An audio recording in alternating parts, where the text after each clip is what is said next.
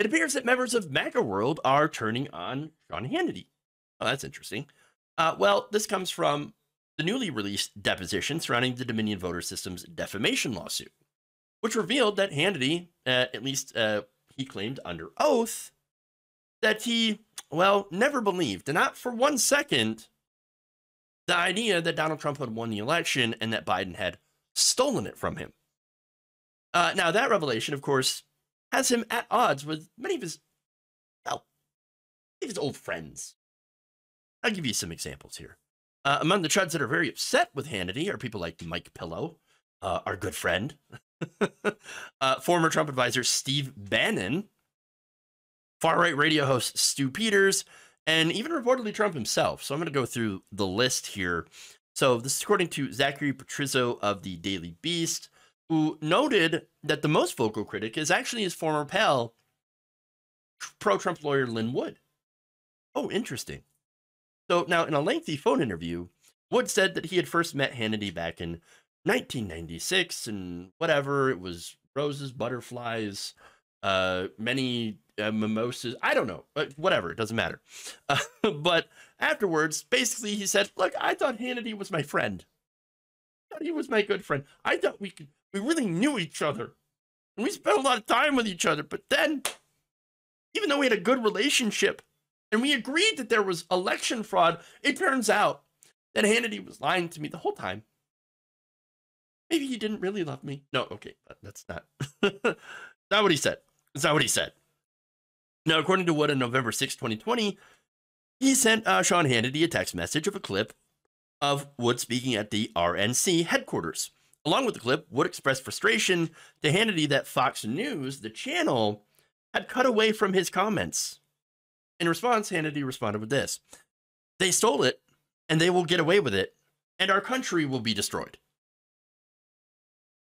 So, I look out the window, and I don't really see a destroyed country. Maybe I'm looking in the wrong direction. Maybe I got to look out the north window or something. I don't know. I don't see a destroyed country, and I don't see any evidence that any election was stolen. Although we do see the fact that, Donald Trump had attempted to steal the 2020 election for himself by the whole fake elector scheme, and, trying to use non-existent voter fraud, or at least non-existent mass voter fraud, because there was voter fraud, and a lot of that actually came from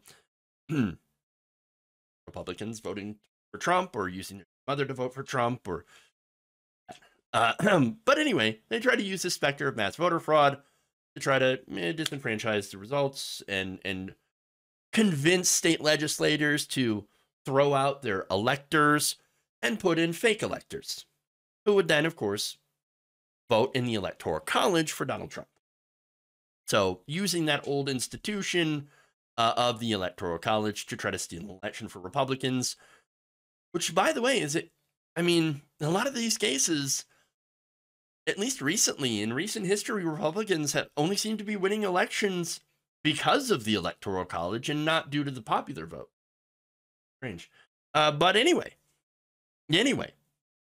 now, in response to Wood's complaint about Fox News cutting off his remarks, Hannity said this, quote, "Oh, I don't watch Fox."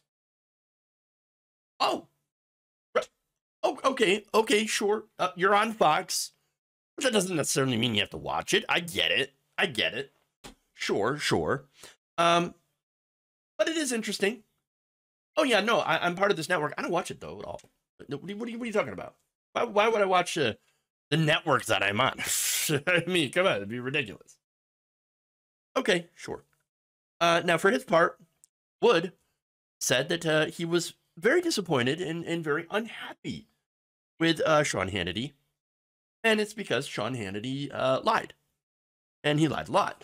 Now, there's only two possibilities, of course, in this, is that, and both of them end up with Hannity being a liar to someone, but Hannity was either lying under oath, which is bad, especially in a legal sense, or he was lying to Lynn Wood, which is less bad in a legal sense, One of those things will, get you in trouble. The other thing will get some crackpot mad at you. Well, we see the obvious choice that Hannity made there. Okay. So now, I doubt, of course, Hannity is stupid enough to lie under oath. Sean Hannity is not an unintelligent person. No, he plays a part. Sean Hannity is interested in what helps Sean Hannity's career. He is an old school careerist conservative. Okay. So look, he's wrong about a lot of things, but he's one of those people who will go along with what the Republican Party is. He believes in the old mission from Roger Ailes, which was to be the campaign arm, essentially the propaganda arm of the Republican Party. That's it. And so he will say what he needs to say, even if he might personally believe differently, in order to appeal to the audience so he can get the numbers. And that's really it. That's what he cares about. So lying, of course, helps his career. And Sean Hannity's been lying for so long, he does it without a second thought. Oh, yeah, I'll lie to my viewers against mass voter fraud? Sure. I get millions of dollars to do so. Oh, lying about mass voter fraud is going to get us in trouble? I guess we're going to stop lying about that. Okay. Basically telling people what they want to hear. Oh, they want me to talk about how Democrats stole the election? Well, how's my ratings? Are my ratings good? Are my ratings good? Am I getting in trouble? Oh, no, I could get sued. I guess I'm going to stop saying that. Okay. So that's it. That's Wood. Mike Pillow is a little bit more blunt. It's better. Here's what Pillow told the Daily Beast. Quote, Sean Hannity is disgusting.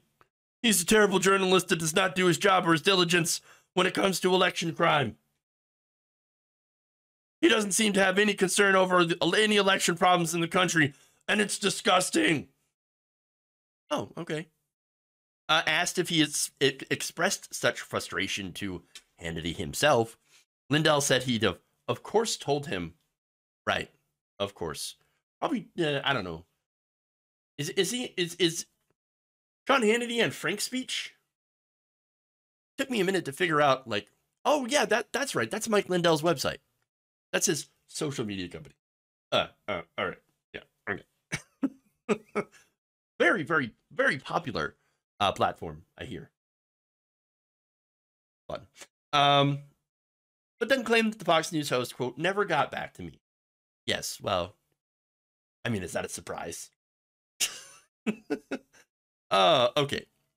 Look, Mike Pillow is an embarrassment.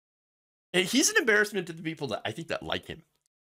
But anyway, that's not to say that anyone else in the story isn't an embarrassment. I think they all are, and they're all terrible in their own ways. So it's fun to see them fight. Now, speaking of terrible, we have Steve Bannon. Bannon wrote that Hannity should face accountability for his terrible advice to Trump, while Posobiec posted a picture, it's Jack Posobiec, posted a picture of Hannity alongside CNN host Don Lemon and Michael Avenatti. Total grifter. I'll never remember, or I'm sorry, I'll never forget the exchange that Michael Avenatti had with my friend Farron Cousins from Ring of Fire. Oh, it's so epic. And now, Avenatti sitting in jail for fraud. But anyway, there's more. Bill Mitchell, another right-wing host, wrote, and just like that, Hannity ends his career. No, I doubt it. As long as people keep watching Sean Hannity, he keeps getting the ratings, he's going to keep getting paid, he's going to stay on the network. And especially if he doesn't get the network in trouble.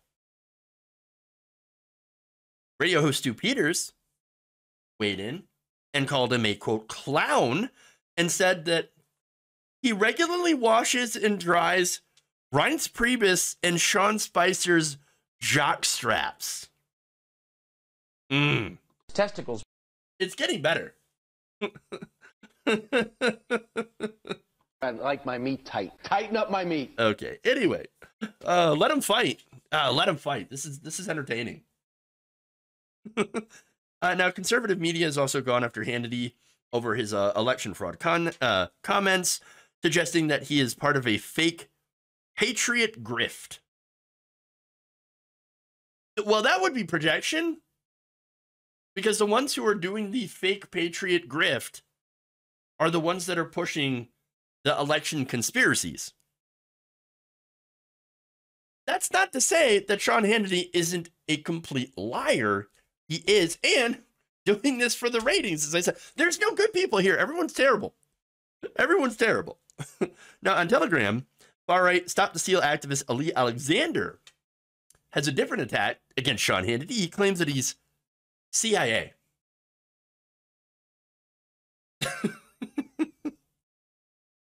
Why would he say that?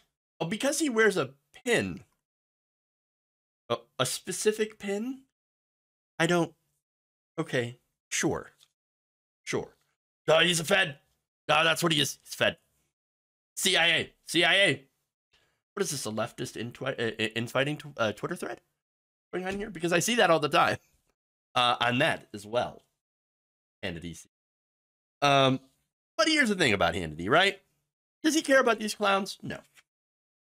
These random, like conservatives who don't really matter.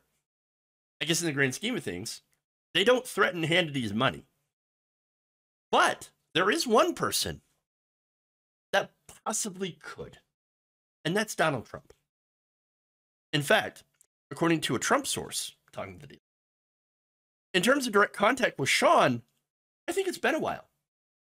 Now, I remember a time when Donald Trump was president, and he would allow Fox News hosts to call in and advise him on policy. I believe Hannity was one of those people. How far that relationship has separated. Okay. So look, here's what a Trump advisor told the outlet. Well, Hannity was his lapdog for years, but just like everyone else has been Trump's bitch at one point or another, the second Trump finds a reason to throw him in the garbage, he takes it.